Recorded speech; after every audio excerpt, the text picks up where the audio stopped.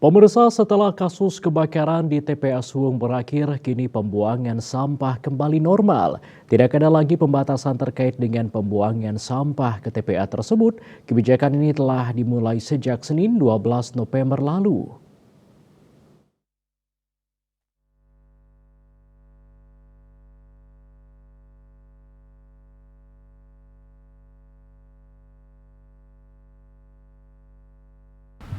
Akses pembuangan sampah kini diperluas hingga mencapai 5 hektar yang sebelumnya hanya 1,5 hektar. Hal itu disampaikan Kepala UPTD Pengolahan Sampah DLH Provinsi Bali, Made Armadi, saat menerima kunjungan Komisi 3 DPRD Kota Denpasar di kantor UPTD TPA Suwung. Peninjauan Komisi 3 DPRD Kota Denpasar ke TPA Suwung dipimpin Ketua Komisi 3 DPRD Denpasar, Eko Supriyadi. Komisi ini memastikan penanganan dan pengolahan sampah yang telah menimbulkan penumpukan sampah di mana-mana dapat berjalan normal kembali. Armadi mengungkapkan menyusul kebakaran di kawasan TPA Suwung, menyusut dan berkah hujan juga membantu mempercepat api padam, sehingga untuk pelayanan TPA dibuka normal sejak Senin pagi.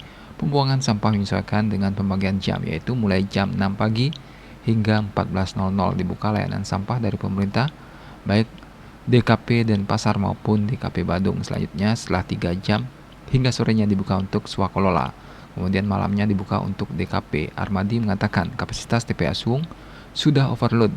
Saat ini masih sifatnya temporer karena dalam jangka panjang setahun 2 tahun TPA Suwung sudah tidak bisa nampung lagi. Sementara itu, Ketua Komisi 3 DPRD Denpasar, Eko Supriyadi, mengatakan operasional sampah di TPA Suwung dapat berjalan normal. Kedatangan Dewan ke TPA Suwung memastikan pengolahan sampah khususnya untuk menampung sampah dari Denpasar bisa berjalan normal. Pihaknya meminta agar sampah yang diangkut dari Denpasar mendapat prioritas, tidak lagi ada batasan baik jam maupun jumlah armada yang masuk ke TPA Suwung. Pihaknya berharap truk sampah dari Denpasar tidak lagi diatur jam atau batasan, karena volume sampah Denpasar paling banyak, berapapun sampah yang diangkut agar bisa ditampung ke TPA Suwung. Asmara Putra, Bali Pos.